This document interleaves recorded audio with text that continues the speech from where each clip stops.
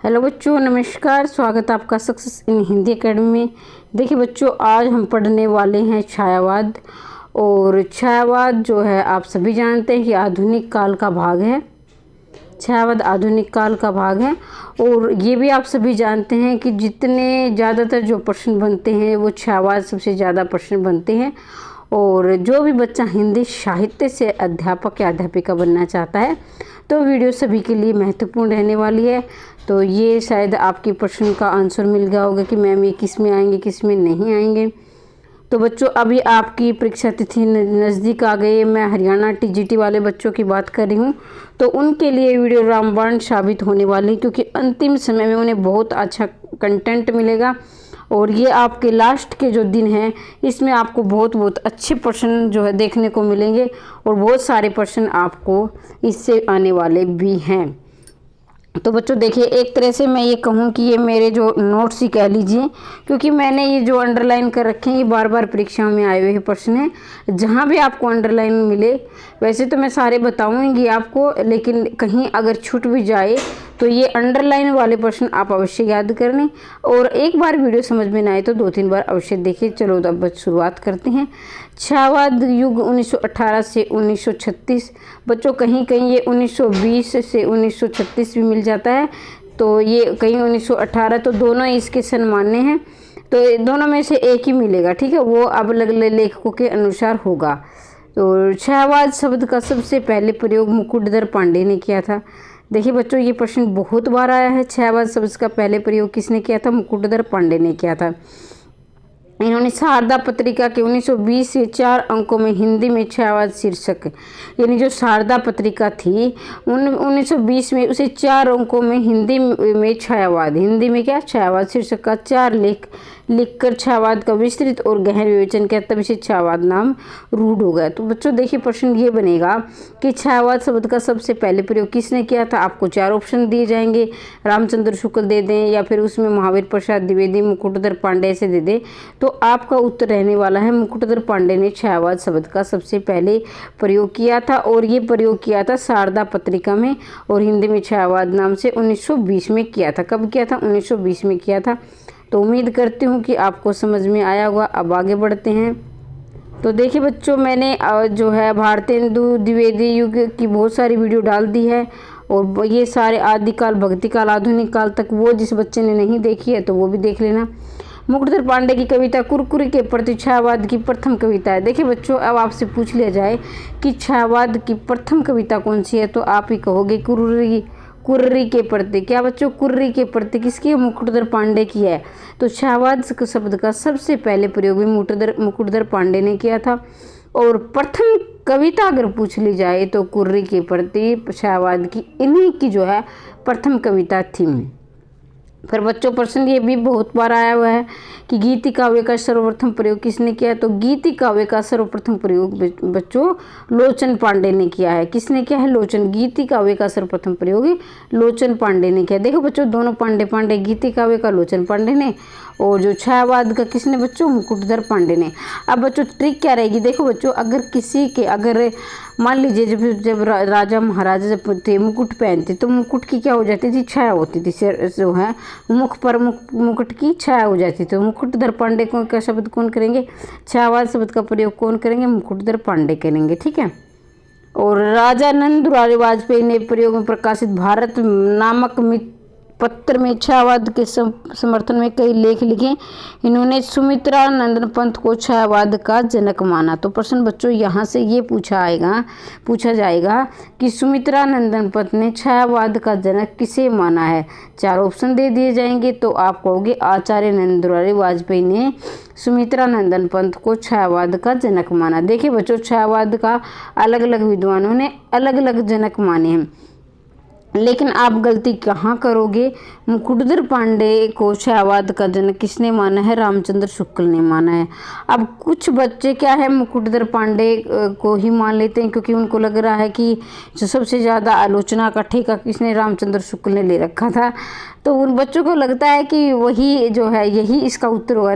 ध्यान देने बच्चों, अगर आपसे पूछ लिया जाए वास्तविक जनक कौन है छायावाद के, तो आप जयशंकर प्रसाद को लगाओगे। किसको? जयशंकर प्रसाद को। जयशंकर प्रसाद को छायावाद का जनक किसने माना था? ये माना था इलाचंद्र जोशी ने।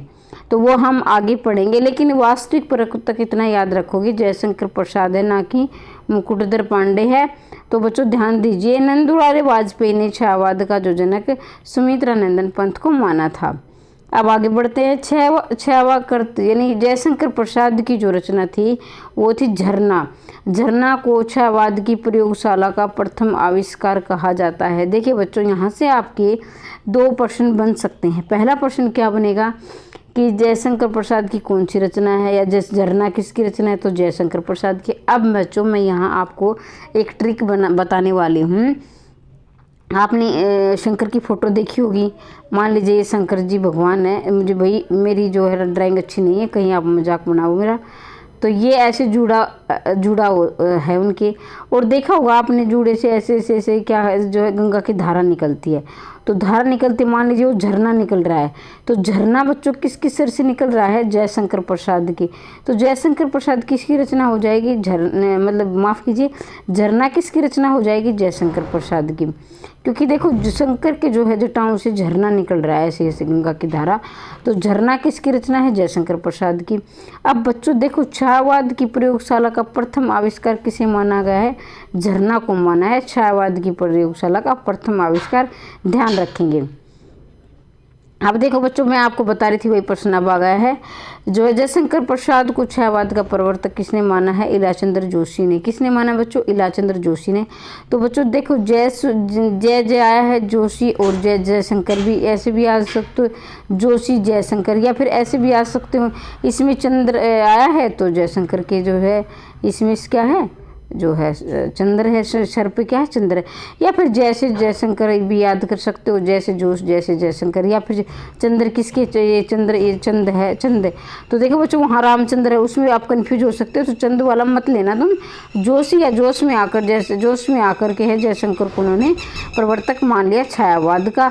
या जैसे जोशी भी जैसे जयशंकर भी आप याद रख सकते हो, क्योंकि वहाँ आप कंफ्यूज हो सकते हो कि रामचंद्र में तो पूरा चंद्र है और इसने मुकुटधर पांडे को छायावाद का जनक माना है। तो ये मत लेना बच्चों। लेकिन अब ये जैसे भी आपको याद हो रहा है अपने तरीके से भी आप याद कर सकते हो, जरूरी नहीं कि आप मेरी बताई हुई ट्रिकों का ही प्रयोग करें। तो जहाँ महत्वपूर्ण प्रश्न होंगे वहाँ मैं रुक जाऊँगी, बाकी हम आगे चलेंगे। रामचंद्र शुक्ल ने छायावाद को चित्र भाषा शैली कहा। ये प्रश्न बच्चों IMP लगा लेना, बहुत बार परीक्षा में पूछा गया है।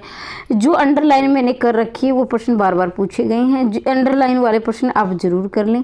अगर वीडियो एक बार में आपको याद नहीं हो रहा है तो कोई दिक्कत नहीं है, 2-3 बार इसे आप सुन सकते हो। लेकिन बच्चों, अगर आपने TGT का पेपर निकाला, जरूरी नहीं कि मैं ये कह रही हूँ कि मैंने ये वीडियो बनाई है, ये बच्चों नोट्स हैं। यहाँ से प्रश्न आपको बहुत से देखने हो, छायावाद के प्रश्न बहुत बनते हैं। अगर आपको एग्जाम क्रैक करना है तो बच्चों वीडियो को लास्ट तक बने रहें। देखो बच्चों, रामचंद्र शुक्ल ने छायावाद को चित्रभाषा शैली कहा है। रामचंद्र शुक्ल ने छायावाद को चित्रभाषा शैली कहा है।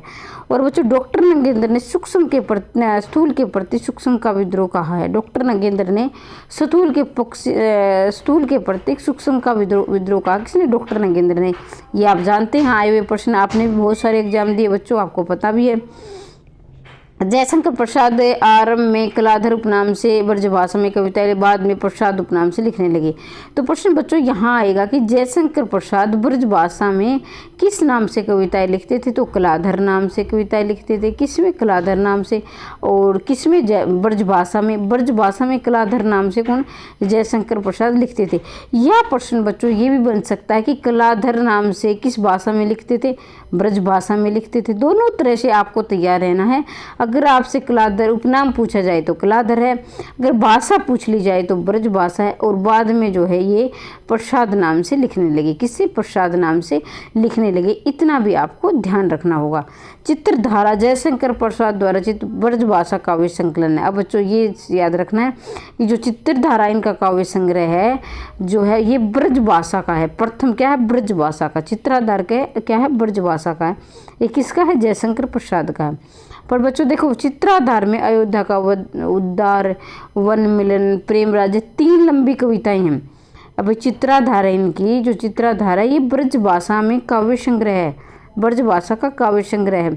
और ये इसमें कलाधर नाम से लिखते थे। और इसमें कितनी रचनाएं, लंबी रचनाएं ली गई हैं, 3 रचनाएं या 3 कविताएं ली गई, लंबी हैं।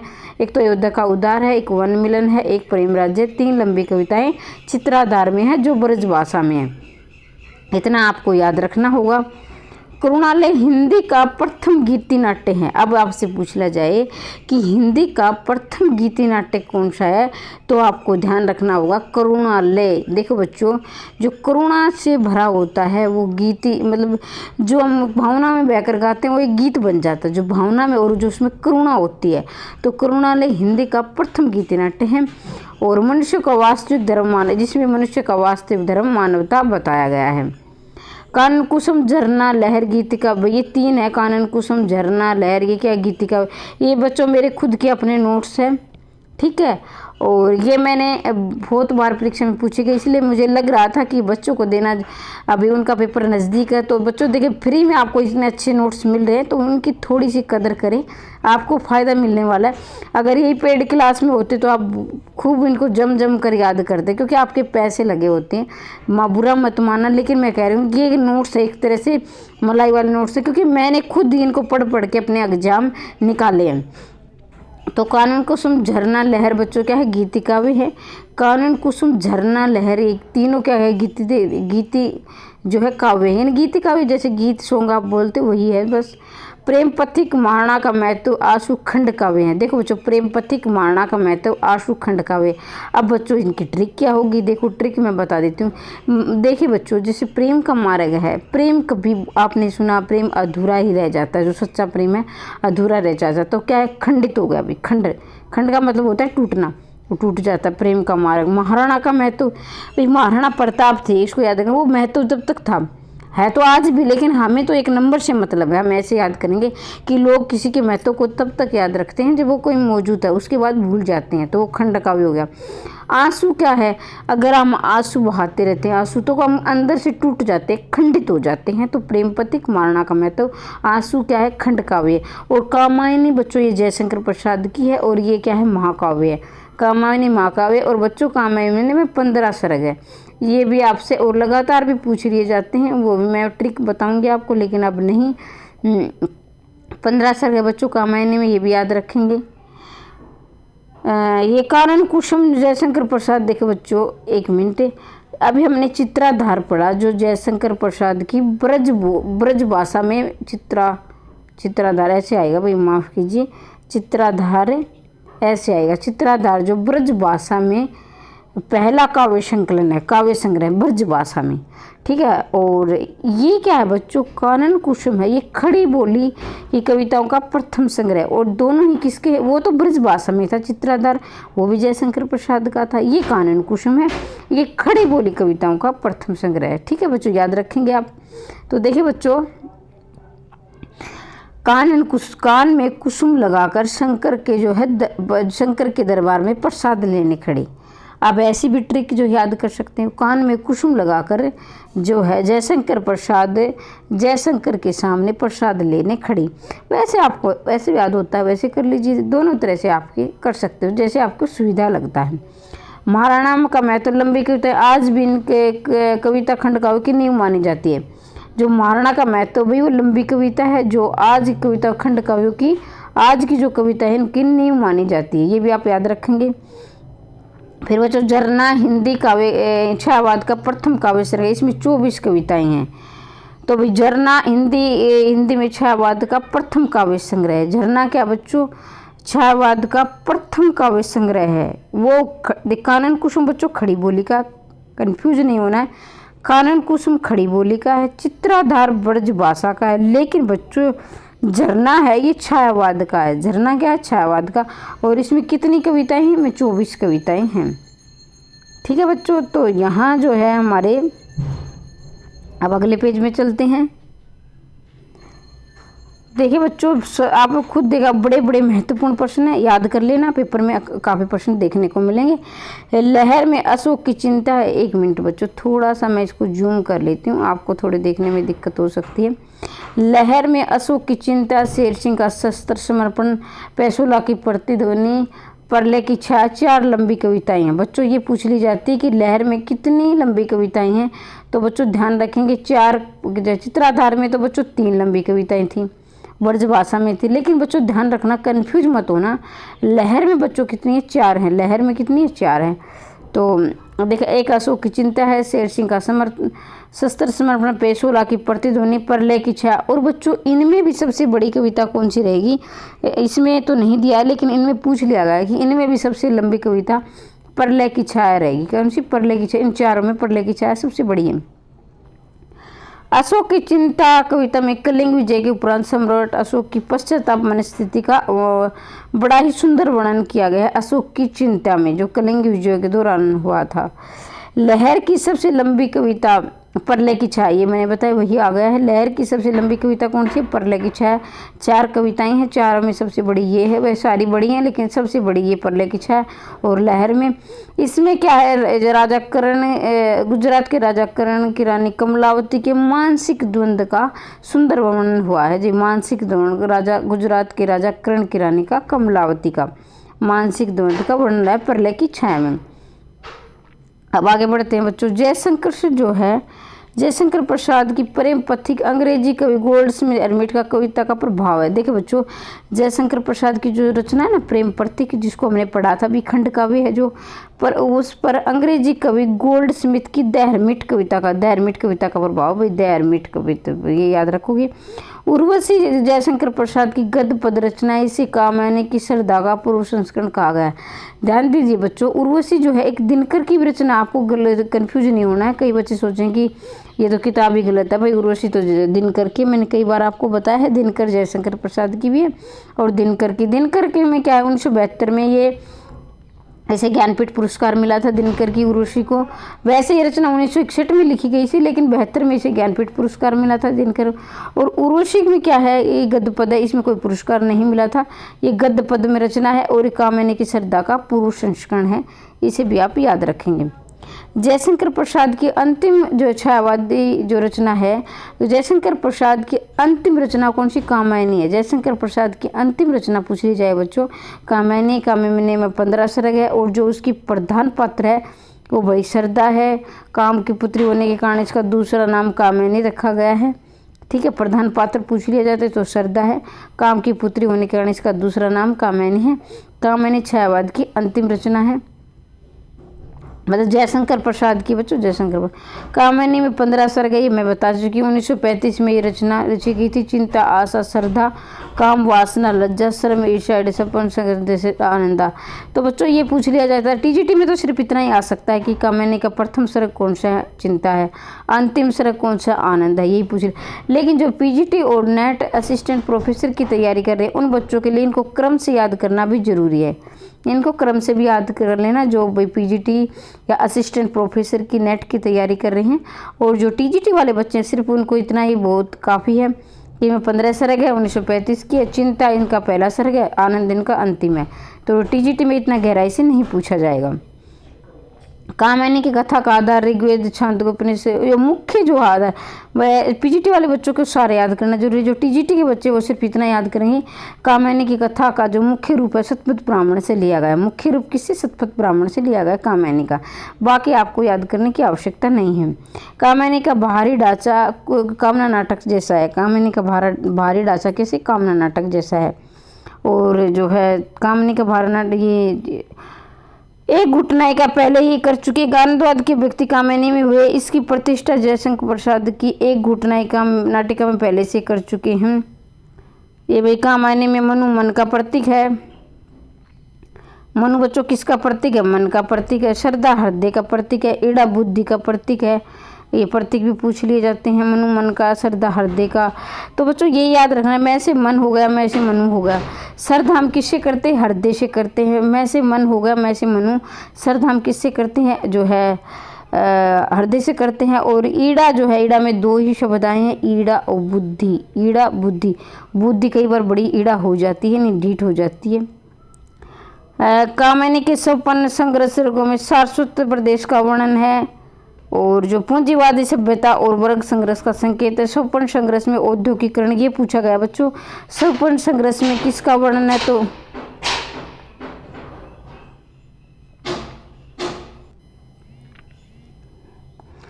बच्चों तो ये क्या है कि कामिनी के संपन्न संघर्ष सर्गों में सारस्वती, संपन्न और संघर्ष सर्गों में सारस्वत प्रदेश का वर्णन है।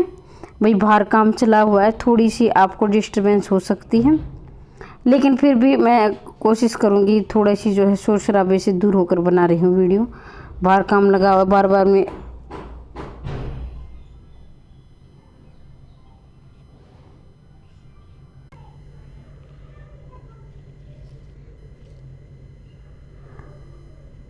तो बच्चों, नंद दुलारे वाजपेयी ने कामिनी को मानवता का रसात्मक इतिहास का, मैं थोड़ा जूम कर लेती हूँ, आपको थोड़ी दिखने में दिक्कत होगी।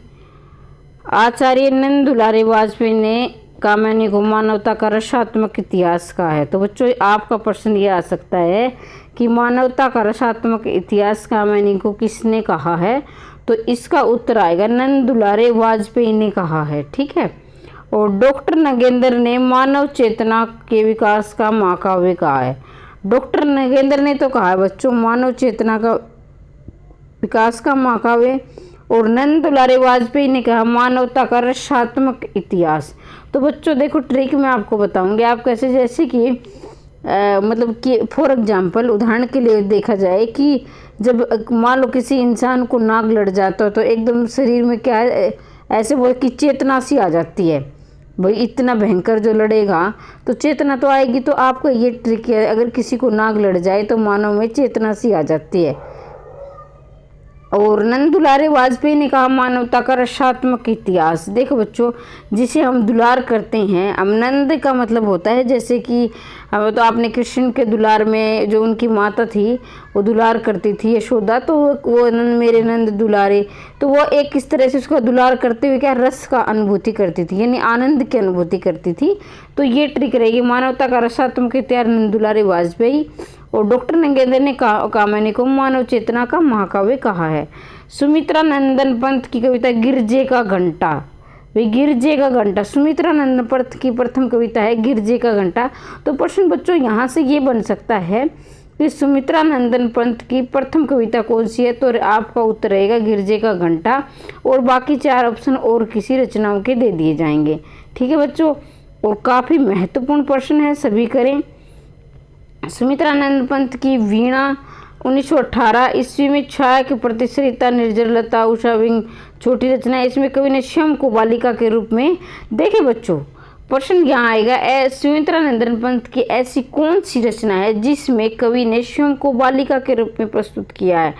तो बच्चों वीणा जो उनकी कविता है, वीणा कविता में सुमित्रा नंदन पंत को स्वयं को बालिका के रूप में चित्रित किया है। तो बाकी याद कर लेंगे, पीजीटी और नेट वाले, टीजीटी वाले यही याद करेंगे। सुमित्रा नंदन पंत के पल्लव को प्रकृति की चित्रशाला कहा। इस काव्य ग्रंथ पंत को छायावादी कवि के रूप में प्रतिष्ठित किया गया। तो अब प्रश्न ये बनेगा कि प्रकृति की चित्रशाला किसे कहा गया है? तो पल्लव को कहा गया प्रकृति की चित्रशाला। और किसकी रचना को कहा गया है? सुमित्रा नंदन पंत की पल्लव को प्रकृति की चित्रशाला कहा गया है। तो बच्चों देखिए, पैसे पल्लव पैसे प्रकृति की चित्रशाला, पैसे पल्लव पैसे प्रकृति की चित्रशाला, काफ़ी महत्वपूर्ण प्रश्न है, आप सभी जानते हैं। गुंजन को सुमित्रा नंदन पंत की अंतिम छायावादी काव्य ग्रंथ माना गया है। तो बच्चों प्रश्न ये आएगा, सुमित्रा नंदन पंत की कौन सी रचना है जिसे छायावाद की अंतिम काव्य ग्रंथ माना गया है? तो बच्चों सुमित्रा नंदन पंत की जो गुंजन कविता है उसे छायावाद का अंतिम काव्य ग्रंथ माना गया है। गुंजन क्या है? अंतिम काव्य ग्रंथ है।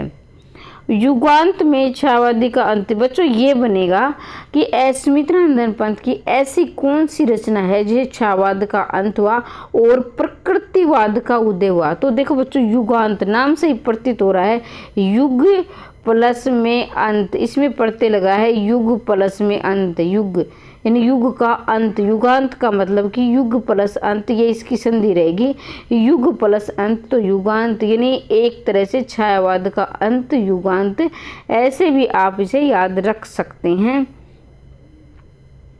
तो बच्चों देखो, युगांत, युगवाणी, ग्राम्य, इनकी प्रकृति से संबंधित रचनाएं हैं। अब आपसे 4 प्रश्न दे दिए जाएंगे, 4 ऑप्शन दिए जाएंगे। तो ऑप्शन में ये आएगा कि इनमें से कौन सी प्रकृति की चित्रशाला है, यानी प्रकृति का वर्णन है, कौन सी ऐसी जिसमें प्रकृति का वर्णन नहीं है। तो युगांत, युगवाणी, ग्राम्य में प्रकृति का वर्णन है। तो बच्चों आप कैसे याद करो, ग्राम्य, देखो नाम से ही प्रतीत हो कि ग्राम्य, जब ग्राम की हम जनजीवन का वर्णन करते हैं तो ग्रामीण जो जीवन है वो प्रकृति से जुड़ा हुआ है, और जो शहरी जीवन होता है वो ज़्यादातर कृत्रिम जीवन से जुड़ा हुआ होता है, क्योंकि वहाँ उद्योग वगैरह होते हैं। लेकिन ग्रामीण जो गाँव के लोग होते हैं वो अपने खेतों में जो अन्न उपजता है या खेतों में जो ज़्यादातर जो उपज हम लेते हैं वही हम खाने पीने में जो है प्रयोग में लेते हैं। और युगवाणी, युगांत, ये भी क्या रहेंगी, प्रकृति की रचनाएं रहेंगी। ग्रंथि उनका विरह गीत है। तो बच्चों ये जो आएगा प्रश्न कि पंत जी की कौन सी ऐसी रचना है जो विरह गीत है। तो ग्रंथि ऐसी रचना है पंत जी का जो एक विरह गीत है। विरह गीत का मतलब आप सभी जानते हैं, जैसे कि नायक नायिका एक दूसरे के विरह में जो है लिखते हैं या एक दूसरे को याद करते हैं, तो इसमें लिखा गया है। युगवाणी, गांधी और मार्क्स का प्रभाव स्पष्ट रूप से दिखाई दिया जाता है। तो बच्चों प्रश्न ये बनेगा कि जो है पंत की ऐसी कौन सी रचना है जिसमें गांधी और मार्क्स का प्रभाव है। तो बच्चों युगवाणी में गांधी और मार्क्स का प्रभाव है। तो अब ये ट्रिक कैसे रहेगी, आपकी ट्रिक ऐसे रहेगी, देखो बच्चों नाम से ही प्रतीत हो रहा है युगवाणी। जैसे गांधी थे तो वो क्या करते, लोगों को जागरूक करते थे, लोगों को जागरूक करते थे कि अभी आप गुलामी के जो बंधन में क्यों हो, देश को आज़ाद करो। तो एक तरह से युग में वाणी दे रहे थे, युग को वाणी दे रहे थे, यानी अपने वाणी के द्वारा, अपने विचारों के द्वारा लोगों को जागरूक कर रहे थे। तो युगवाणी बच्चों गांधी और मार्क्स का प्रभाव स्पष्ट रूप से परिलक्षित होता है। और ग्राम्य में पंत ने ग्रामीण की यथार्थ स्थिति को, देखो बच्चों मैंने अभी बताया कि ग्रामीण जो जीवन है जो ग्रामीणों के संबंध में रहेगा। ग्राम चित्र, ग्राम देवता आदि इनकी उल्लेखनीय रचनाएं हैं। देखो बच्चों IMP लगा लेना, एक मिनट बच्चों, यहाँ थोड़ा सा हिल गया है। ये प्रश्न काफ़ी बार आया है, बहुत बार आया है, मैंने बहुत सारे टेस्टों में देखा है। तो बच्चों देखो, खाद्य के फूल पंत और बच्चन द्वारा रचित सहयोगी रचना है। तो ये प्रश्न ये बनेगा यहाँ पर, पंत की ऐसी कौन सी रचना है, पंत और बच्चन की ऐसी सहयोगी, यानी दोनों ने आपस में मिलकर ऐसी कौन सी रचना लिखी है। ऑप्शन 4 मिलेंगे जिसमें पल्लव या और स्वरकिरण, श्रवणधूलि, खाद्य के फूल दे दिया जाए। तो आप ध्यान रखेंगे, याद रखेंगे बच्चों, खाद्य के फूल ऐसी रचना है जो पंत और बच्चन ने दोनों ने मिलकर सहयोगी रूप से लिखी है। क्या है बच्चों, खाद्य के फूल। श्रवण किरण, श्रवणधूलि, युगांत, उत्तरा, रजत शिखर, शिल्पी, अतिमा, सोने, ये सभी रचनाएं आध्यात्मिक है और अरविंद दर्शन का गहरा प्रभाव है। तो बच्चों ध्यान दीजिए, ये आएगी कौन सी रचना उनकी आध्यात्मिक है, कौन सी उनकी अरविंद दर्शन से प्रभावित है। तो देखो बच्चों इसमें है तो ये अरविंद दर्शन से सारी रचनाएं प्रभावित है और आध्यात्मिक भी है। कौन सी है इनमें से, यानी कि सारी उनकी टोटल, ये जो सामने दिखा रही है दे रही है ये आध्यात्मिक। आध्यात्मिक का मतलब होता है वैसे धर्म विशेष से, आध्यात्मिक से जुड़ना, धर्म से जुड़ना।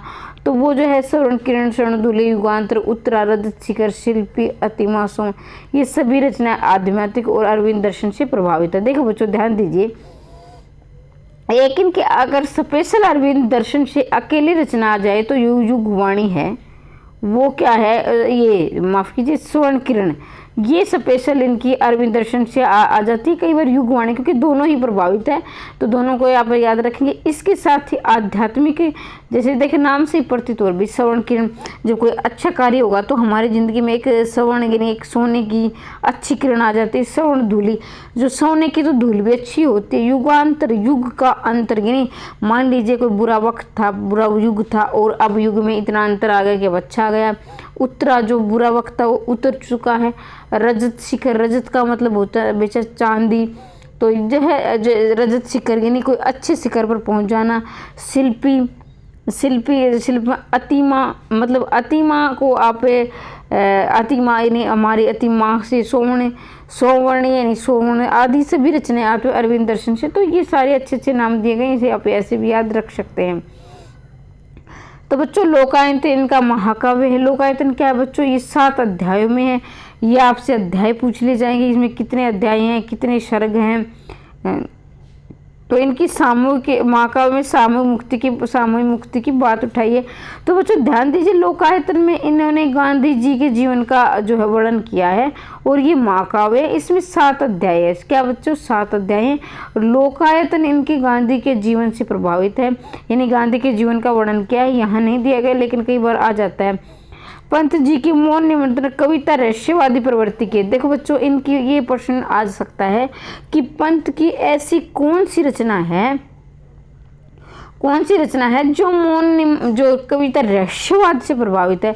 तो बच्चों इनकी मौन निमंत्रण जो रचना है वो क्या है, रहस्यवाद से प्रभावित है।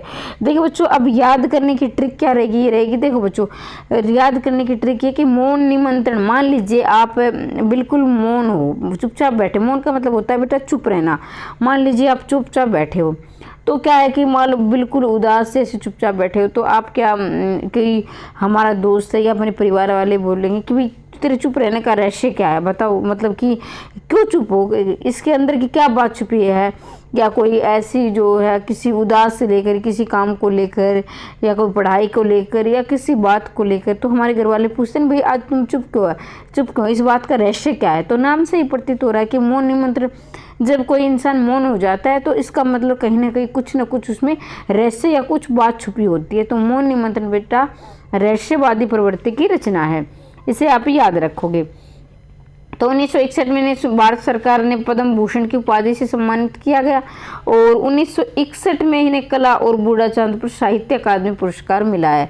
तो बच्चों 1961 का जो सन है पंत के लिए काफ़ी महत्वपूर्ण सन रहा है। 1961 में उन्हें पद्म भूषण की उपाधि मिली। देखो बच्चों ये मैंने एक साहित्य अकादमी ज्ञानपीठ व्यास सम्मान की वीडियो डाली है, अति महत्वपूर्ण वीडियो है। जिन रचनाओं पर बच्चों ध्यान दीजिए, जिन रचनाओं पर पुरस्कार मिल जाते हैं तो मतलब कि वो रचनाएं खासकर ज़्यादातर बहुत ज़्यादा महत्वपूर्ण हो जाती हैं। उनके पुरस्कार तो आपको याद करने हैं। अगर पुरस्कार नहीं तो वो जो महत्वपूर्ण है वह पुरस्कार ना मिलकर वैसे पूछ लिया जाए कि ये किसकी रचना है, तो उसे भी आप याद रखेंगे। और आपको लग रहा है कि मैम आपका समय ले रही बच्चों, मैं वहाँ पर आप ये नहीं कि धूल में ऐसे पढ़ते जा रहे हैं, पीछे से साफ होता जा रहा है, या ये नहीं पता आपको जाना कहाँ है। तो मैं बच्चों सिर्फ और सिर्फ आपको पढ़ाऊंगी ही नहीं, मैं आपका मार्गदर्शन भी करना चाहती हूँ कि आपको मेहनत तो करनी है लेकिन आपको स्मार्ट मेहनत करनी है। कम मेहनत में हमें ज़्यादा से ज़्यादा नंबर लेने हैं। और एक बच्चा है ऐसा है जो दिन रात मेहनत करता है और उसको टेस्ट क्वालिफाइड नहीं कर पाता है, और एक बच्चा ऐसा है बच्चों जो 5-6 घंटे पढ़कर अच्छे नंबर लेता है, क्योंकि उस बच्चे को पता है कि पाठ्यक्रम में उन्हें प्रीवियस ईयर देखें कि ये आने वाला है या नहीं आने वाला है। तो बच्चों देखिए 1961 की जो उनकी रचनाएं हैं, जो सन है काफ़ी महत्वपूर्ण है। पद्म भूषण उपाधि जो उनको मिली है 1961 में मिली, इसके साथ ही कला और बूढ़ा चांद को उनको साहित्य अकादमी पुरस्कार मिला है। कला और बूढ़ा चांद पद काफ़ी महत्वपूर्ण है। और बच्चों देखिए उनकी उर्वशी रचना है, एक उर्वशी रचना है, उनको भी मिला है पुरस्कार, उनको 1972 में मिला है, वो जयशंकर की है, माफ़ कीजिए दिनकर की है, क्या दिनकर की, उनको भी आप याद रखेंगे। 1961 उनका सन है लिखने वाला, लेकिन 72 में जो है उनकी ये रचना है। तो बच्चों ये काफ़ी महत्वपूर्ण रचनाएं थी, अभी और भी हम पढ़ने वाले हैं, तो ध्यान रखेंगे आप ये रचनाएं का। ये वीडियो देखो बच्चों मैंने बहुत सी वीडियो आपको करवाई है, ठीक है, लेकिन ये वीडियो मुझे लग रहा है कि आधुनिक काल के बच्चों सभी जानते हैं 5 भाग है, भारतेंदु है, द्विवेदी है, छायावादी है, प्रकृतिवादी है, प्रयोगवादी। मुझे जहाँ तक मेरा अनुमान, हो सकता है कि मेरा अनुमान भी गलत भी हो सकता है, ये पेपर सेटर के जो है मूड पर डिपेंड करता है कि उनको कौन सा, लेकिन जहाँ तक मैंने जो है अपनी निजी ज़िंदगी में उतारा है, मैंने जो देखा है, जो समझा है, मुझे कि छायावाद से काफ़ी प्रश्न बनते हैं। तो छायावाद मैंने इसलिए आपको अंतिम समय में छायावादी करवाना महत्वपूर्ण समझा। 1968 में बच्चों इसे क्या मिला, चिदम्बरा पर ज्ञानपीठ पुरस्कार मिला। 1961 में बच्चों इसे मिला क्या है, पद्म भूषण। फिर कला और बूढ़ा चांद के लिए 1961 में बच्चों क्या मिला है, इन्होंने जो है पुरस्कार मिला है, साहित्य अकादमी मिला है। फिर बच्चों 7 साल बाद यानी 68 को इन्हें ज्ञानपीठ पुरस्कार मिला चिदम्बराव के लिए। तो ये तीनों पुरस्कार, अभी चौथा पुरस्कार भी आपके सामने है। 4 पुरस्कार जो दिए गए हैं आपके पाठ्यक्रम में, तो इसे आप याद रखेंगे। सुमित्रानंदन पंत को लोकायतन पर लेनिन पुरस्कार। देखो बच्चों, लोकायतन, ले से लोकायत, ले से लेनिन, इसे तो आप याद रख से ही सकते हो, ले से लोकायत, ले से लेनिन। और बच्चों ये मैंने बताया था ना, गांधी जी के जीवन का इसमें वर्णन है। ये निराला में सबचंद, ये बच्चों निराला चंद के प्रयोक्ता ये कि और जो होता था विद्रोह का, ये बच्चों यहाँ से प्रश्न ये बनता है, विद्रोही कवि किसे कहा जाता है, तो बच्चों निराला को विद्रोही कवि कहा जाता है। इन्हें सामाजिक रूढ़ियों का खुलकर विरोध किया, इसे विद्रोही कवि कहा जाता है। और ये सबचंद छंद, यानी इन्होंने सबसे पहले उन्होंने कहा कि छंद होना कोई जरूरी नहीं, रचना मुख्य छंद में जो इन्हें कविता लिखी थी सूर्यकांत त्रिपाठी निराला ने, और ये प्रथम प्रयोक्ता मुख्य छंद के माने जाते हैं। और इनकी पहली जो रचना है ये भी आपको सामने देखो बच्चों, इसमें मैं एक खास प्रश्न और बताने वाली हूँ जो आपको यहाँ नहीं दिया गया है, क्योंकि सारे प्रश्न बच्चों लिखकर नहीं लाए जा सकते, कुछ प्रश्न ओरल भी बताए ही जाते हैं, तो उनको भी आप ध्यान से सुनेंगे। 1916 में जूही की कली है बच्चों, और ये पहली कविता है जूही की कली इनकी, कौन सी, मुक्त छंद की, मुक्त छंद की यानी जूही की कली। और प्रथम काव्य सर्ग 1922 में अनामिका में प्रकाशित है। बच्चों इसमें क्या है, आपको यहाँ से 4 प्रश्न बनेंगे, ध्यान दीजिए। 4 में से कौन कौन से बनेंगे मैं नंबर वाइज आपको बताती हूँ। पहला प्रश्न बनेगा कि जूही की कली किसकी रचना है, तो निराला की, प्रश्न 1 होगा। प्रश्न 2, ये कब लिखी गई, 1916 में, प्रश्न 2 हो गए। प्रश्न 3, निराला की मुक्त छंद की पहली कविता जूही की कली, 3 प्रश्न। चौथा प्रश्न बनेगा कि ये किस पत्र में प्रकाशित हुई थी, किस काव्य संग्रह में प्रकाशित हुई थी, तो पहली बार ये 1922 में अनामिका में प्रकाशित हुई थी। तो 4 प्रश्न है। अब बच्चों ये 5वां प्रश्न भी आपको मैं बताने जा रही हूँ, वो भी आप याद रखेंगे। 5वां प्रश्न बच्चों ये बनेगा कि निराला की ऐसी कौन सी रचना है जिसे महावीर प्रसाद द्विवेदी ने अपनी जो है उन्हें अपने जो ग्रंथ पत्र में छापने से मना कर दिया था। तो उनकी जो है महावीर प्रसाद द्विवेदी की जो है उनकी जो थी पत्रिका थी सरस्वती, उन्होंने इसमें छापने से मना कर दिया था। क्यों मना कर दिया था, तो बच्चों 6ठा प्रश्न भेगा, अश्लीलता का आरोप लगाया था कि ये अश्लील रचना है उन्होंने, और लेकिन बाद में बच्चों उन्होंने तो उसको मना कर दिया था, लेकिन बाद में ये रचना इतनी फेमस हुई, इतनी प्रसिद्ध हुई बच्चों कि निराला के जीवन को इन्होंने पलट दिया, मुख्य छंद की प्रयोक्ता। तो इससे आपको ये भी आभास हो गया होगा कि हमारा जब वक्त बुरा होता है तो बहुत सारे हमारे बहुत पड़ा तो हमें लगता है कि हमारा तो मतलब कि हमारी तो किस्मत ही खराब है, लेकिन बच्चों मेहनत करते रहिए, एक दिन मेहनत का फल जरूर मिलेगा। इसी घटना के माध्यम से मैं आपको ये एक संदेश देना चाहती हूँ। वैसे आप समझदार हो, मेहनत करते हो, बहुत मेहनत करते हो, तभी तो आप इतने सवाल उठाते हो और मैं आपके जवाब देने की कोशिश भी करती हूँ, लेकिन आप याद रखेंगे इन्हें।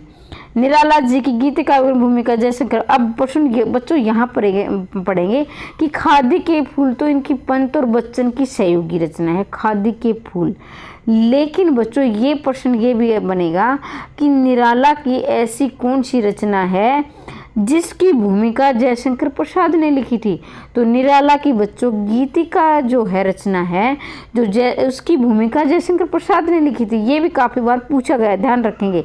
अब आप इसकी ट्रिक ही बता दो मैडम, तो ट्रिक भी बताऊंगी बच्चों। देखो जब हम गीत गाते हैं ना तो बड़े निराले मतलब एक तरह से झूम उठते हैं, हमें हमारे पास कौन है या कोई सुन रहा है, हम कुछ काम में धुन लगाए अपने आप गुनगुनाते रहते हैं तो निराले हो जाते हैं, बड़े खुश होते हैं। या फिर हम बहुत ज़्यादा दुखी होते हैं तो अपने मन को सांत्वना देने के लिए भी हम गीत गाते, तो उस समय हम निराले हो जाते हैं, मतलब कि अपनी मस्ती में झूम रहते हैं। तो यही निराला की गीतिका आप याद रखेंगे।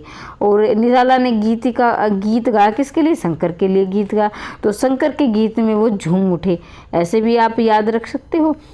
मैं इसलिए अब ट्रिक बताती हूँ, कुछ बच्चों को आदत होती है कुछ को नहीं है, तो इसे आप अन्यथा ना ले कि हमारा टाइम खराब कर रही है मैडम।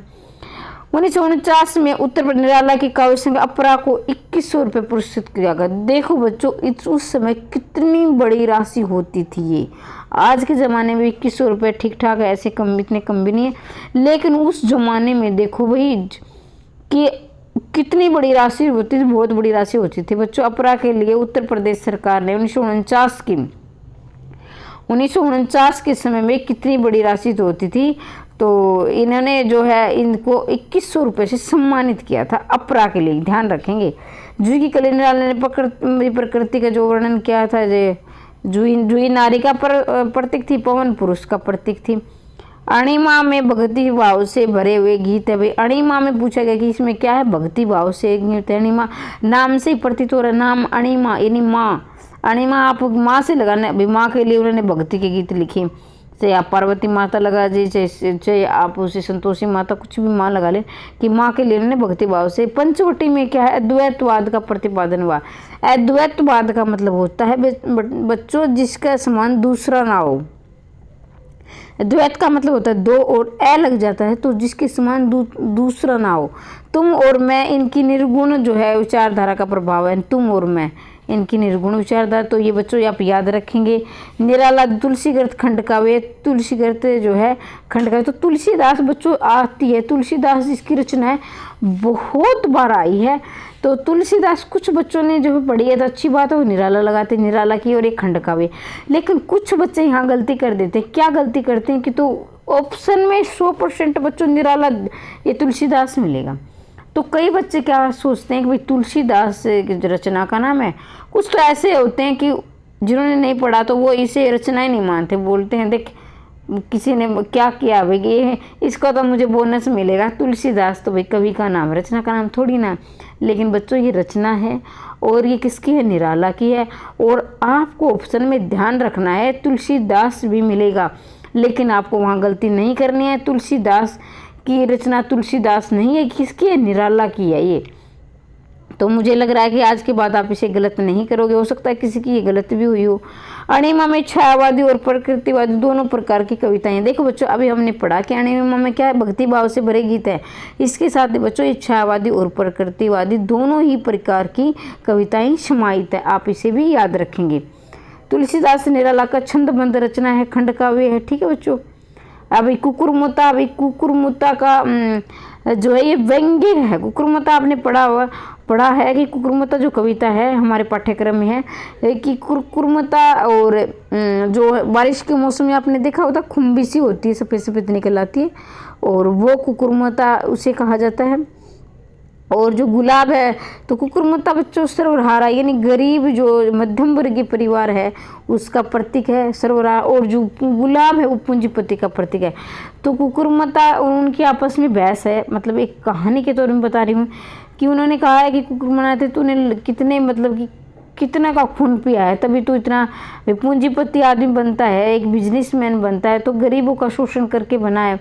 और मैं तो भी जो है कूड़ा कचरे में पैदा हुआ, कूड़ा कचरा ही खाकर पे जो है बहुत ज़्यादा भी लोगों के लिए खाने के काम आता हूँ। ऐसे तो इसमें जो है एक व्यंग्यात्मक रचना है, कहने का मतलब व्यंग्य किया है कि पूंजीपति का और सर्वहारा का, जो सर्वहारा मतलब गरीब जो है गरीब जन का इन्हें किया है, प्रयोग किया है। डॉक्टर रामविलास शर्मा के अनुसार कुकुरमुत्ता प्रकृतिशील कविता है। प्रकृतिशील का मतलब होता है बच्चों एक जो है नया जो जीवन का पलटवार, ये जैसे आगे बढ़ने से प्रकृतिशील का प्रतीक है। पंथ के विरुद्ध लिखी गई थी जिसमें कुकुरमुत्ता पंथ का प्रतीक कुकुर। तो बच्चों देखो ये तो मतलब कि इस कविता में 3 अर्थ हैं। एक तो अर्थ है कि सीधा सीधा हम प्रकृति से लेते हैं कुकुरमुत्ता और गुलाब का। दूसरा क्या है, दूसरा अर्थ है कि सर्वहारा यानी गरीब और पूंजीपति का। अब देखो तीसरा अर्थ क्या छुपा है वो भी आप ध्यान रखेंगे। तो तीसरा अर्थ बच्चों इन लाइनों में छुपा है कि पंथ के विरुद्ध लिखी गई थी, जिसमें कवि ने गुलाब को पंथ और श्याम को कुकुरमुत्ता का प्रतीक माना है। तो निराला ने क्या किया कि पंथ और निराला की आपस में नहीं बनती थी। पंत और बच्चन तो साथ साथ काम करते थे, खादी के फूल लिखी ना पंत और बच्चन ने, लेकिन बच्चों ध्यान दीजिए पंत और उसकी नहीं बनती थी निराला की, तो पंत ने जिसमें कवि ने गुलाब को तो भाई पंत को गुलाब मान लिया भाई सुमित्रानंदन पंत को, और निराला ने श्याम को कुकुरमुत्ता मान लिया। तो एक दूसरे के विरुद्ध ये कविता लिखी गई थी। ये किसने कहा है, डॉक्टर रामविलास शर्मा ने ये बात की पुष्टि की है, डॉक्टर रामविलास शर्मा ने, ठीक है, इसे भी आप याद रखेंगे। सुमित्रानंद पंत ने निराला के मुख्य छंद का विरोध किया था, अतः निराला ने पंत और पल्लव नाम कर। भाई सुमित्रानंद पंत ने निराला ने मुख्य छंद पे लिखा था, जो महावीर प्रसाद द्विवेदी ने जूही की कली को जो है अश्लीलता का आरोप लगाकर अपनी पत्र में छापने से मना कर दिया था सरस्वती में। तो क्या है कि सुमित्रानंद पंत ने भी उनका विरोध किया, उसका मुख्य छंद का। अतः निराला ने पंत और पल्लव नामक जो है वो लिखकर उसका भी विरोध किया, पंत और पल्लव। उसने भाई अपने जो है निराला ने उनकी पल्लव का जो विरोध कर दिया, पंत के पल्लव का विरोध कर दिया। तो एक दूसरे के लिए लंबा लेख लिखा, जिसमें रविंद्रनाथ टैगोर और कवियों का चोरी के आरोप लगाए। तो इन्होंने कहा कि जो तुमने पल्लव लिखी है ना, ये तुमने चोरी से लिखी है, मतलब चोरी से की है, तुमने रविंद्रनाथ टैगोर की जो विचारों की, उनके भावों की चोरी की है। तो उन्होंने ये आरोप लगा दिया। थोड़ी सी भाई ये पीडीएफ थोड़ी सी टेढ़ी है, वैसे समझ में आ रहा है, लेकिन थोड़ी देखने में थोड़ी अच्छी नहीं लग रही। अनामिका की दान शीर्षक रचना में धर्म का निर्णय मानकर उपासकों का व्यंग्य किया है। तो बच्चों ये आप पढ़ लेंगे। अनामिका का में एक सेकंड बच्चों, अनामिका के द्वितीय भाग में राम की शक्ति पूजा और स्रोत समृद्धि है। भाई अनामिका में काव्य संग्रह सभी जानते, बहुत सारी रचनाएं इसके अंदर है, जिसमें से एक द्वितीय भाग में राम की शक्ति पूजा स्रोत समृद्धि। तो बच्चों ध्यान दीजिए, जो इनकी जो स्रोत समृद्धि रचना ये विश्व का सबसे बड़ा शोक गीत माना गया है। और इन्होंने अपनी बेटी सरोज उनकी बेटी का नाम था और समृद्धि उनकी याद में लिखा गया था। तो विश्व का सबसे बड़ा शोक गीत माना गया। ये अपने यहाँ आपको दिया भी हुआ है, सरोज समृद्धि हिंदी का सर्वाधिक प्रसिद्ध शोक गीत माना जाता है। ठीक है, ये प्रश्न भी बहुत बार आया कि तोड़ती की आर्थिक विषमता से भरी रचना कौन सी थी। तो तोड़ती पत्थर एक जैसे कि महिला एक है जो पत्थर तोड़ रही है। तो भी जो महिला को तो आपने देखा होगा, कई है हम जो आते जाते हुए आपने जैसे कि को बहुत ही ज़्यादा जो पिछड़े परिवार से होती हैं महिलाएं, वो रात दिन पत्थर तोड़ी कठोर मेहनत करती है, मजदूरी करती है। तो आर्थिक विषमता है, कोई महिलाएं ऐसी हैं जो एसी में रहती हैं और नौकर काम करते, कुछ ऐसी महिलाएं हैं जो बेचारी दिन रात तोड़ती अपने बच्चों के लिए तो पत्थर तोड़ कर अपने है जो गुजारा करती है। तो ये आर्थिक विषमता ही है कि मतलब कोई ये एक आर्थिक जो है धन के बीच में खाई है, गरीब और अमीर के बीच में ये आर्थिक विषमता इतनी लंबी खाई है, इन्होंने ये इसमें दिखाया है। जो इनकी भिक्षुक समस्या शीर्षक कविता इनकी राष्ट्रीय समस्या से, भिक्षुक जो इनकी राष्ट्रीय समस्या है। गीतिका इनके काव्य संगीत का सुंदर समन्वय। अर्चना और आराधना गीत इनकी गीतत्व है, यानी अर्चना आराधना में इनकी गीतों का जो है वर्णन है। बेला में इन्होंने गजलों का प्रयोग किया। बेला में ऐसी निराला की ऐसी कौन सी रचना है जिसमें गजलों का प्रयोग है? तो बच्चों बेला में है, इसे भी आप याद रखेंगे। पंत नए पत्ते में निराला ने दलितों का भाई जो नए पत्ते में निराला, देखो बच्चों नए से नए पत्ते और नए से निराला। नए पत्ते क्या होते हैं? निराले होते हैं। नए पत्ते क्या होते हैं? निराले होते हैं। और इन्होंने दलितों का जो है उनकी दयनीय दशा का वर्णन किया नए पत्ते में, इसे भी आप याद रखेंगे। निराला का अंतिम काव्य संग्रह शांति काकली। देखो बच्चों अब मैं आपका 1 मिनट लेना चाहूँगी। इनकी एक एक लाइन आप देखोगे कितनी महत्वपूर्ण है, हर एक लाइन से 3-3, 4-4 प्रश्न बन रहे हैं। अगर आपको एक बार समझ में नहीं आ रहा, वीडियो को 2-3 बार सुन लेना या नोट कर लेना। अगर टीजीटी वाले बच्चों का समय काफ़ी जो है पेपर नज़दीक आ गया तो शायद उनके पास इतना समय नहीं होगा कि उसे नोट करते हुए, लेकिन बाद में कर लेना। लेकिन वीडियो को 2-3 बार जरूर सुन ले, ताकि इनसे प्रश्न बहुत ज़्यादा बनेंगे बच्चों। ये नहीं कि मैंने बनाया इसलिए कर, क्योंकि देखना बच्चों मैंने हर एक को ये महत्वपूर्ण को मैंने अंडरलाइन कर रखा है और ये मैंने देखा है कि काफ़ी प्रश्न इनसे आए हुए हैं। और बच्चों वीडियो पसंद आ रही हो तो वीडियो को लाइक कर देना। अगर आप पहली बार चैनल पर आए हैं तो चैनल को सब्सक्राइब कर लेना। मैं बार बार इसलिए नहीं बोलती हूँ क्योंकि आपका पेपर नज़दीक है, मैं ज़्यादा समय आपका नहीं लेना चाहूँगी। लेकिन आप खुद ही सोचें कि जब आपको अच्छी लग रही है वीडियो तो लाइक कर दिया करो। यहाँ तक मेरे साथ आए हो, आप बने हुए हो, और चैनल को सब्सक्राइब कर लेना, घंटे के निशान को दबा देना, क्योंकि मैं रोज़ आपके लिए अच्छी वीडियो और अच्छे प्रश्न लेकर आती रहती हूँ। निराला का अंतिम काव्य संग्रह बच्चों सांदे काकली है, ये प्रश्न आएगा। जाएगा। अंतिम काव्य संग्रह कौन सा? सांदे काकली है और उनकी मृत्यु के उपरांत 1969 में प्रकाशित हुआ था। उपरांत यानी उनकी मृत्यु के बाद। हो सकता है कि ऐसा प्रश्न आ जाए। यहाँ से 2 प्रकार के प्रश्न बनेंगे बच्चों, 2 तरीके से प्रश्न बनेंगे। पहला तो क्या है, निराला का अंतिम काव्य संग्रह, तो सांदे काकली। फिर दूसरा प्रश्न बच्चों क्या बन सकता है? दूसरा प्रश्न ये बन सकता है कि ऐसा कौन सा काव्य संग्रह है निराला का जो उनकी मृत्यु के बाद प्रकाशित हुआ था? तो बच्चों 1969 में उनका जो है सांदे काकली ऐसा काव्य संग्रह है जो उनकी मृत्यु के बाद प्रकाशित हुआ था। इसे आप याद रखेंगे।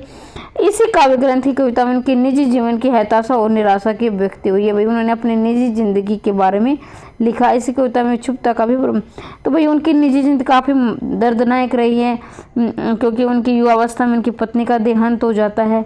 फिर उनकी एक ही पुत्री थी, उसका भी देहांत हो जाता है। तो निराला अकेले पड़ जाते हैं। तो उनकी ज़िंदगी में दुख ही दुख थे। बहुत संघर्ष किया है निराला ने, तो उनकी इतना आसान रह नहीं रहा उनका जीवन। तो बच्चों देखिए 1 मिनट,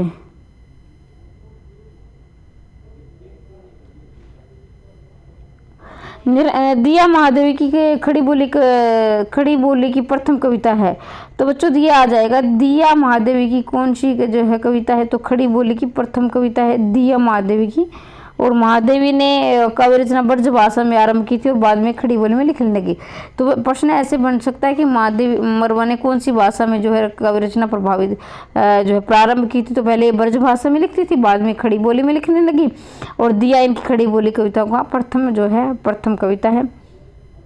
तो बच्चों देखें ये इसके साथ निहार, रश्मि, निर्जा, सांदे काकली, ये सारी इनकी दीपशिखा यामा इनकी जो रचनाएं हैं।